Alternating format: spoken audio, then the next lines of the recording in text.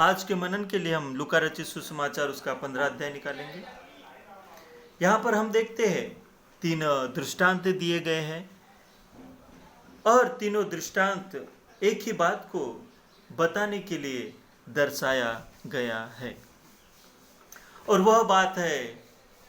फरीसी और पापी लोगों के बारे में। चुंगी लेने वाले और पापी लोग,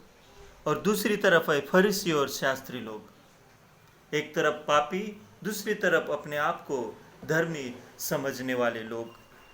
ये तीनों दृष्टांत यह बताते हैं कि कैसे परमेश्वर उस एक व्यक्ति से प्रेम करता है जो खो चुका है, और 99 से लगाव नहीं रखता, जो लोग अपने आप को धर्मी समझते हैं और मन नहीं फिराते हैं। आज यहाँ पर पहले अगर दृष्टांत में हम अगर देखते हैं तो यहाँ पर एक भेड़ है जो खो चुकी है, और उस भेड़ को ढूंढने के लिए, उस एक भेड़ को खोजने के लिए परमेश्वर अपने 99 भेड़ों को, वो व्यक्ति, वो मालिक अपनी 99 भेड़ों को जंगल में छोड़कर उस एक भेड़ को खोजने चले जाता है। इसका अर्थ अगर वो जंगल में खो चुकी है तो इतना इंतजार नहीं करता कि ये सारी 99 को घर लाए और बंद करे अपने गौशाला में और फिर उस एक को ढूंढने जाए, लेकिन वो वहीं पर उसी जंगल में उस स्थान पर उन 99 को छोड़ देता है और उस एक के पीछे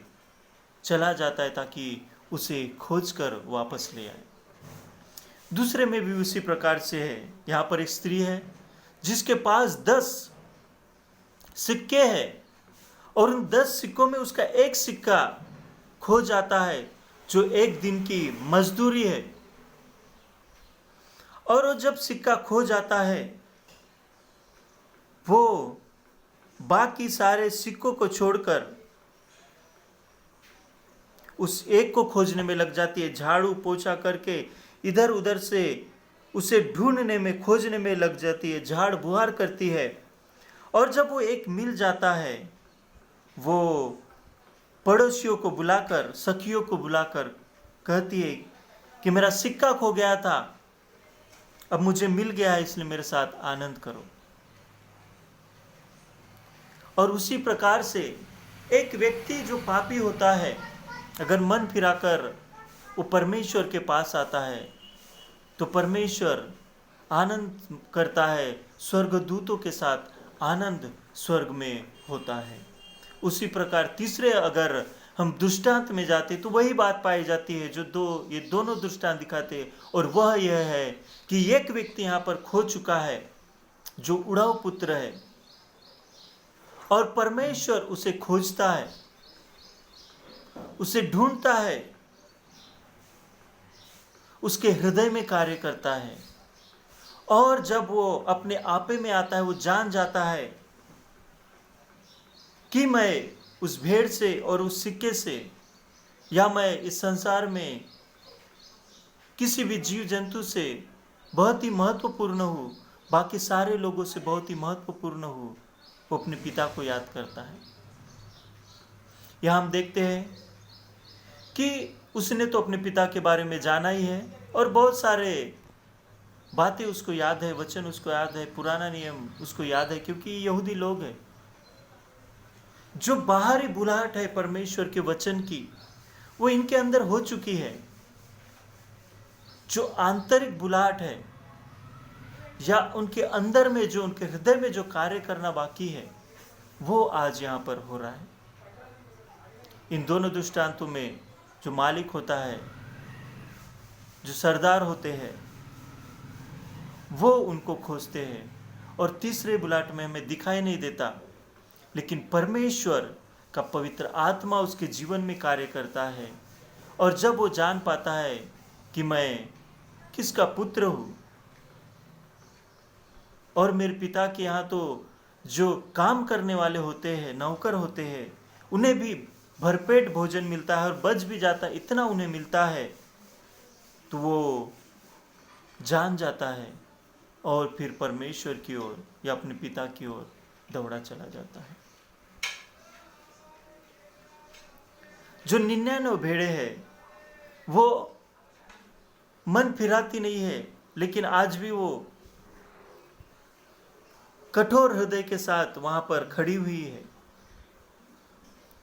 जो यहाँ पर 10 सिक्के की बात है,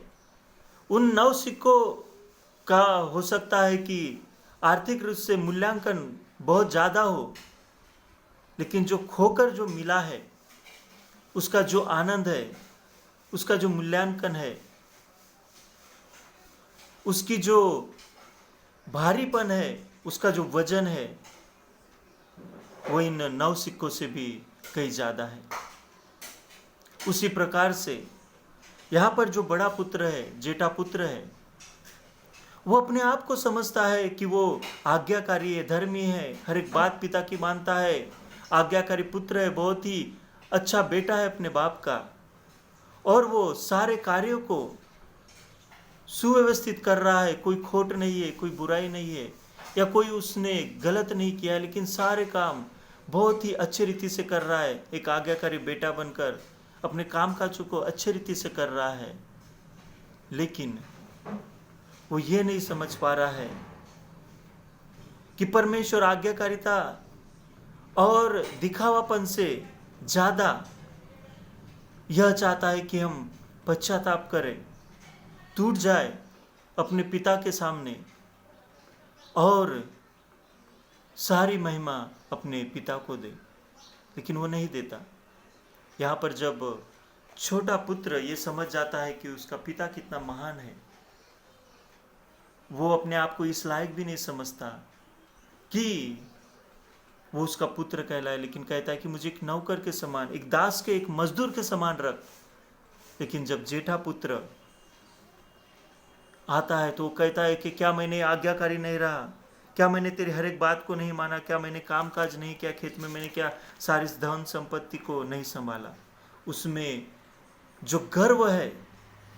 जो कपट है उसके अंदर, और ये जो दिखावटीपन आज तक वो कर रहा था, वो आज यहाँ पर निकल के आ जाता है। आज भी वो बाहर है घर के, उसका पिता बाहर उसको अंदर ले जाने के लिए आता है, कहता कि तू भी चल और तू भी अपने भाई के साथ अपने पिता के से आनंद कर, लेकिन वो अंदर आना नहीं चाहता, वो बाहर ही आज खड़ा है। और ये तीनों कहानियां यही बता रही है कि एक तरफ चुंगी लेने वाले और पापी व्यक्ति है, और दूसरी तरफ शास्त्री और फरीसी है जो अपने आप को ज़्यादा धर्मी, पवित्र, पाक, आज्ञाकारी समझते, और ये समझते हैं कि हम अपने आज्ञाकारिता के कारण, वचनों के मानने के कारण,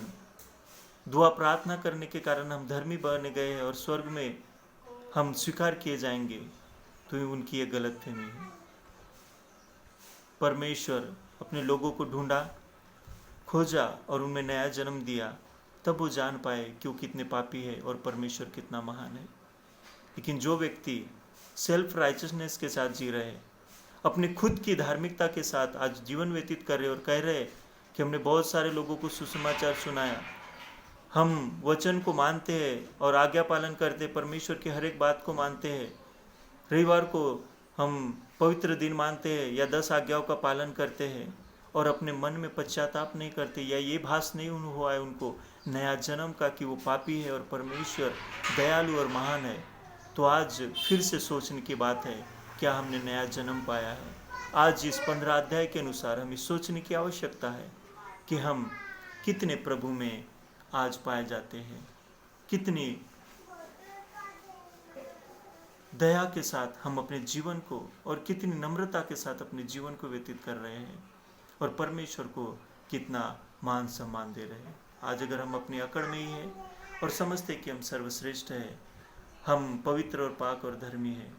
तो आज हमें इस परमेश्वर के वचन को फिर से पढ़ने की और अपने आप को जांचने की आवश्यकता है। परमेश्वर इस वचन के द्वारा हम सबको आशीषित करें।